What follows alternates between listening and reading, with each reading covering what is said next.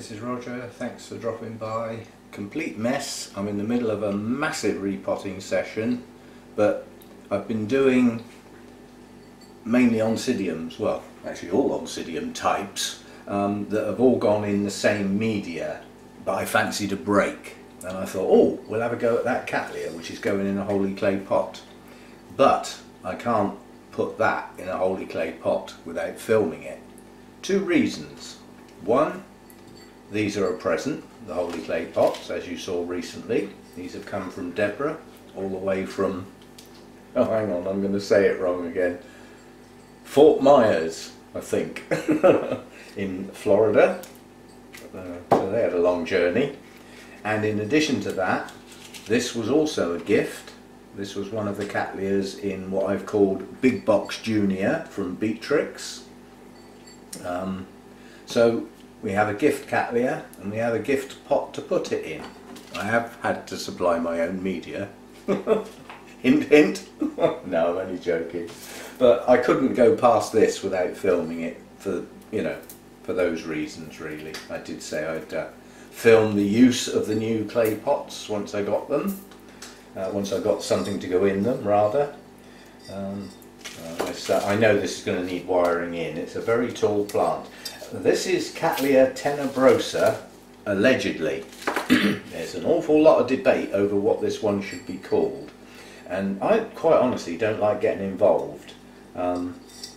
It's been called many things in its history, but the most recent naming, like 2000 and something or other, seems to be sticking with Tenabrosa. It's been called other things in its history, but I would imagine the blooms identify it clearly when we get some.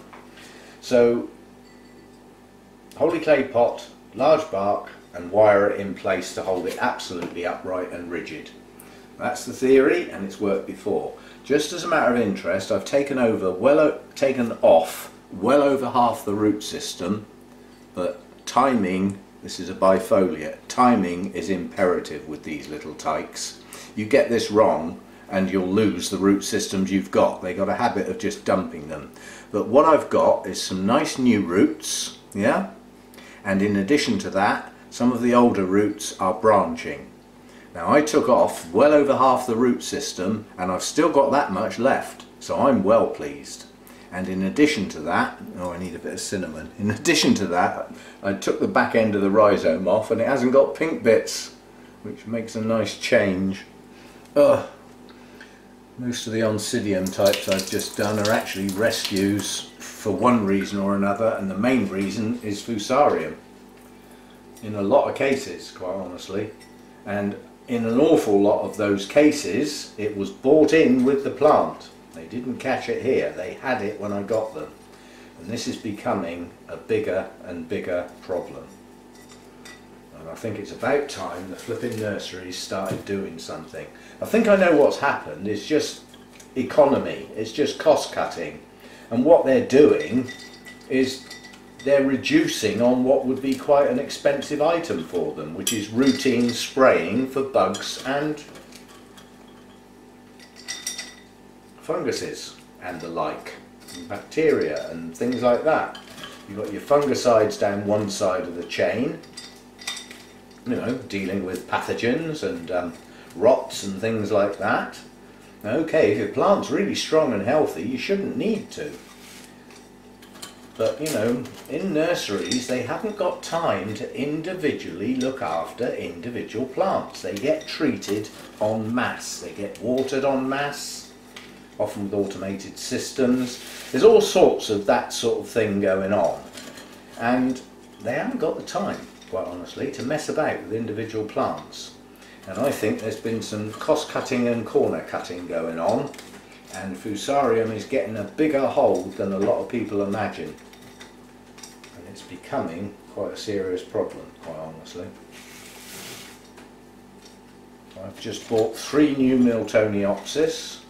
They came from the Eric Young Foundation, a very prestigious place. You know, long history. Very unique plants in a lot of cases.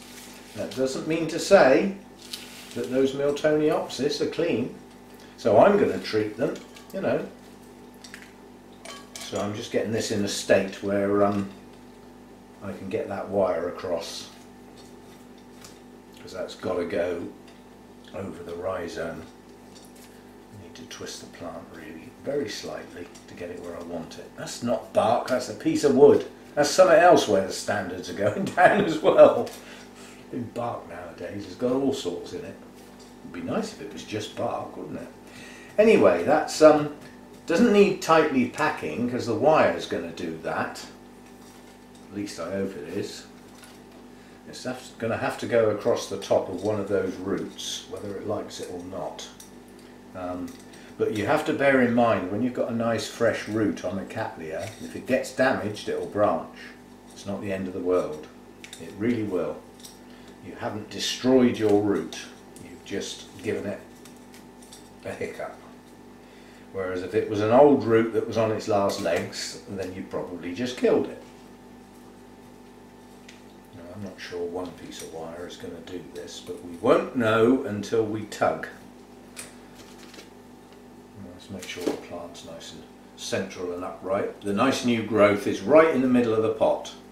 So in theory, even if this plant goes absolutely mad and produces loads of new growth, it's got plenty of room to do so.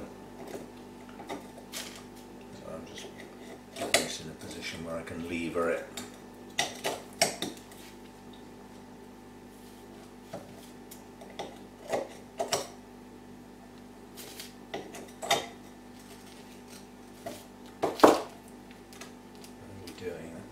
Tighter than that. I'll show you a trick, because I have actually experienced when I've been pulling against a hole that's near the top of the pot, it cracks, which I obviously don't want to do. So I'm going to take the wire off, just get it straight a little bit, and then push it over the top like I would normally do. And then the trick to get it to pull tighter is to get your pliers and do that. And twist it. Now that really, I can see it pressuring that root now and one of the rhizomes. Now it's tight. Yep, that's all I needed to do, was just give it a little twist. Yeah, I was just going to say that could do with being held this way as well, but with those new roots it's going to settle itself in the pot basically. I'm just going to try and lever that wire a little bit off that rhizome, just with the pliers.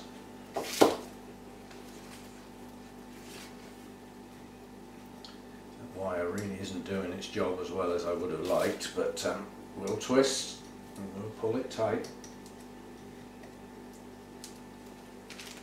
That's better. I just felt it pinch then. Yep, that'll be okay. Root tips heading down into media.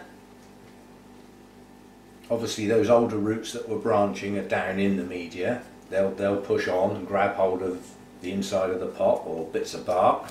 They'll sort themselves out. So I'm just getting the bark off the base of the rhizome. Doesn't need to be there. So that's that one done. Cattleya Tenabrosa, allegedly. And the first one of the new Holey clay pots put to good use. Now that will get an incredibly good water now. The Orchiata bark, when it's new, is quite dusty, but I don't like potting with wet media. I would rather pot with dry media and then give it an absolute soak and wash the dust off. It just comes out the holes basically, it's not a big deal. So that's that one done, and once this new growth comes up in this position, that will be quite a nice balanced plant. We've got some quite upright things, and all the leaves on this plant are in good nick. I'm well impressed with this plant. I don't know which nursery it came from. What does it say? It's all in German, which I'm not going to attempt to read, make a fool of myself, but obviously written in German. I presume it's German, wouldn't be Belgium, would it? Or anything similar. No, I recognise some of the... When you get something like Leicht, you're pretty confident It's German with letters like that following each other. So that's that one done. Good watering now, and get that back in the bright light. Thanks for dropping by, and thank you Deborah for the pots. Thank you Beatrix for the plant. Excellent. Now I can get on with the rest of the mess that I'm making here.